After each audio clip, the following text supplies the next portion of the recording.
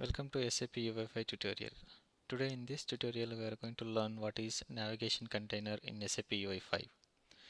So let's create a project first. So give a right click and go to the new option. From here select a project and then select SAP application, SAPUI5 application project. So and give a name nav container, then click next and then give a name to the view and then the views of type XML and click next and finish. Yes, now you can see there is a project got created. Let's run the project. To run the project, select the run as option and then select web app preview. Okay, so now the application is gonna run. Yes, so it will take some time. Yes, now the application is up and running.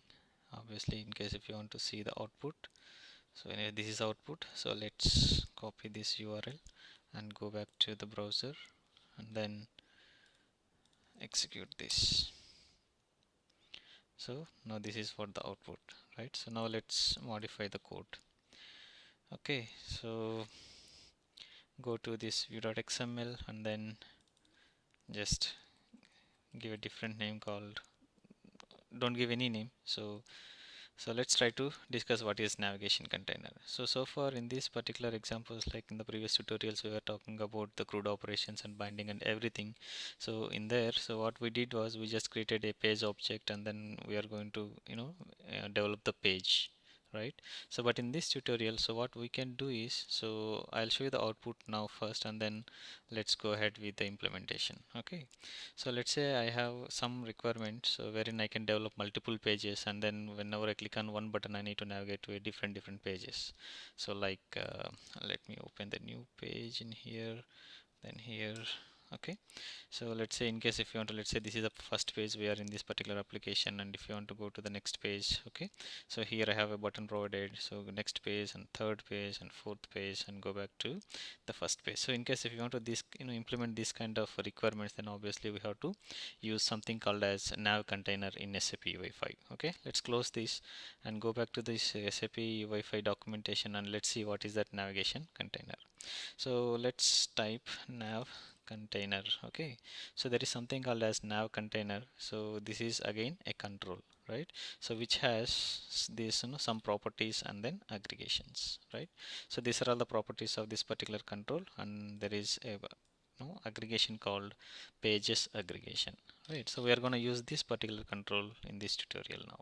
Okay, so now let's copy this name and then go back to the Eclipse. Okay, so what you can do is just simply configure this control.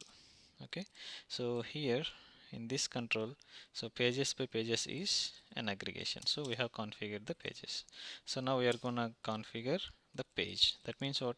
A pages is an aggregation which is accepting an array of pages. Array of pages in the sense you can give, you can give as many pages as you want in this particular pages aggregation. Okay, so now I have created one page, and then what I will do is ID, I'm gonna give ID to the page, so ID first page. Okay, so then what is the title of this page? Title equals to, this is first page. Okay, so now what I will do is, so let me implement this particular page. So inside this page, as we discussed in the previous tutorials, there is an aggregation called content, right? So open this particular content aggregation in here and then try to give one label saying that label and then text equal to this is first page. Okay, then give a design equals to bold. Okay, so we have configured one control and then one page inside this pages, and the name of the the title of the page is first page, and then we have given ID to this one. So let's go back to the browser and execute this and then refresh this. So you can see first page and this is first page. So now what we can do is we can provide a footer and then we can provide one button to go to the next page. So let's go back to this Eclipse again. So inside this page, so there is one more aggregation called footer, right? So inside this footer, so let's try to implement the footer. So footer always accepts toolbar, right? So toolbar by toolbar, inside the toolbar, again toolbar has one more aggregation called content aggregation. The content will accept the content any type. It is an array of controls. So what I'll do is I'm just gonna render a button. Okay, the text of the button is go to second page. Okay, and then whenever I press this button I need to execute one method. So the name of the method is handle. I'm giving the name of the method like handle go to, okay, btn press in okay, go to btn press in first page. Okay, this is the method I have given. So what I'll do is I'm gonna configure the same method in the controller.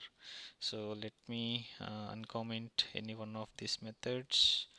So it's not mandatory to uncomment the method, but maybe in the in the future, in case if you want to implement something in on after rendering, then we can use that. Okay, so I'm just giving the function, and then okay, so that's it.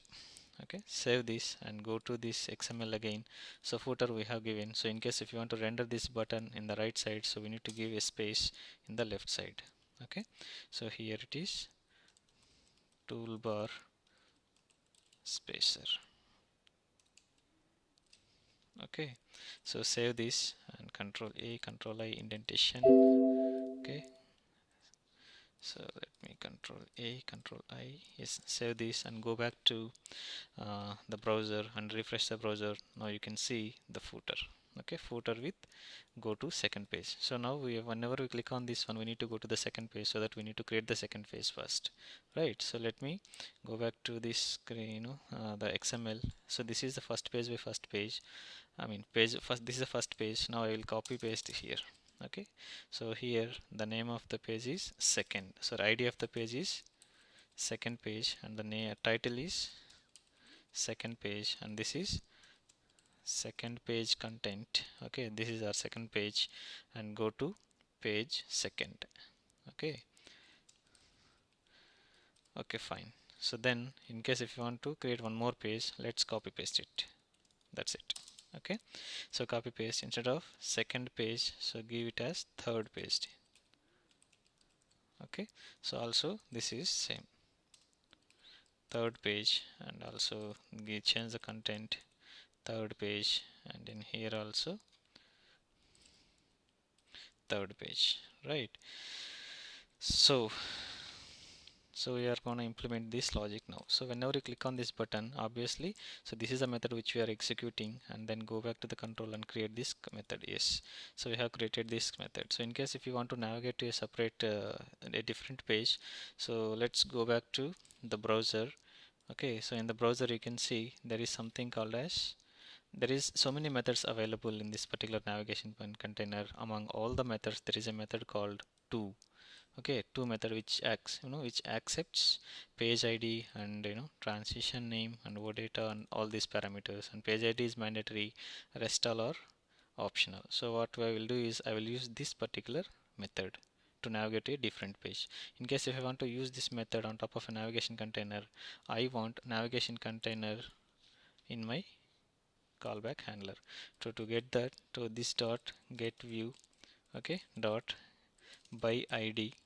Okay, so by ID, so in here you can give ID of the navigation container.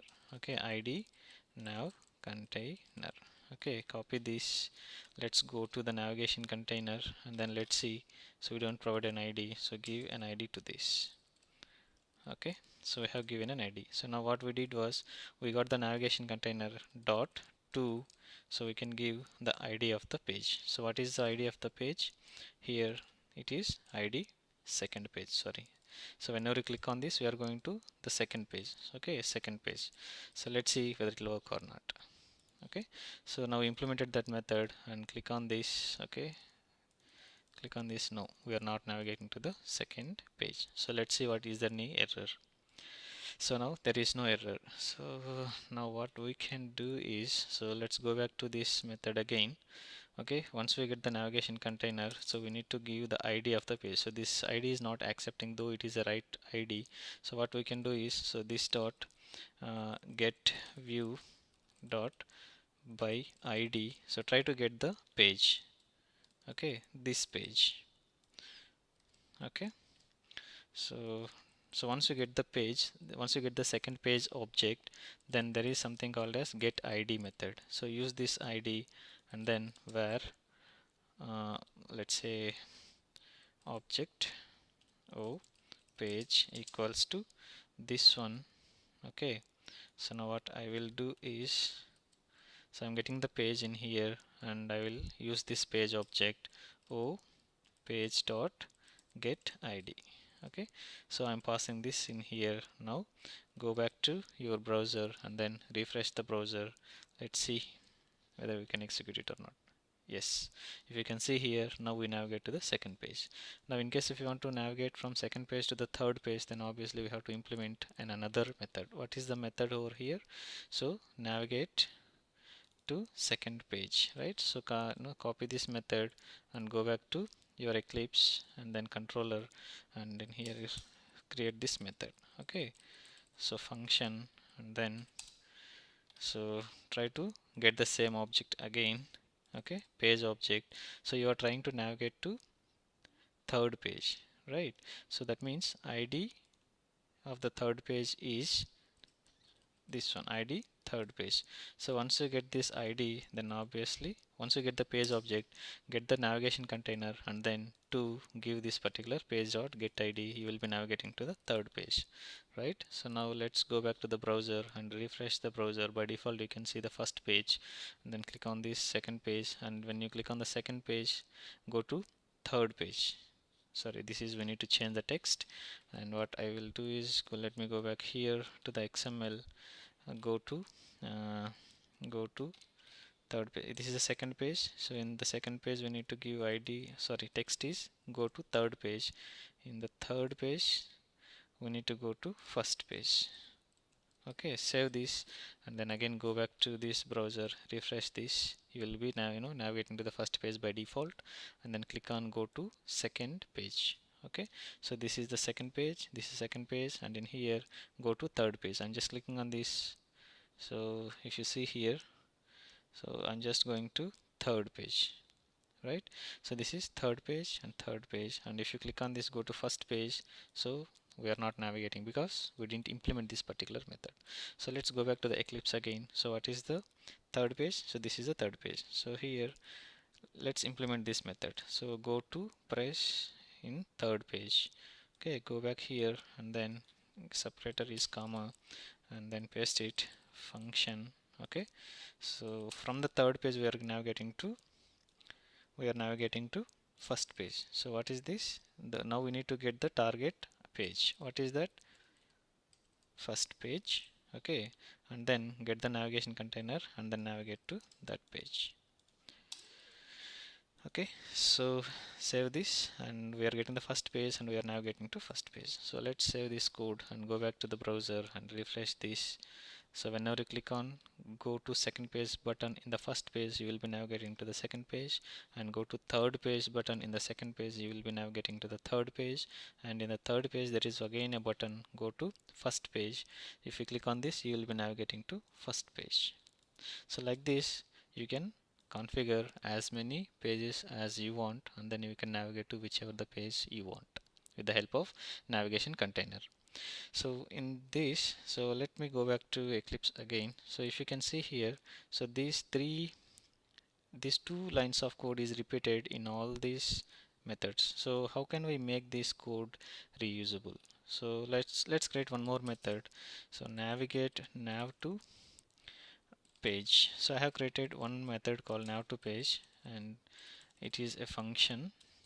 Okay, it is a function which is going to accept a page ID. Okay, yes, page ID.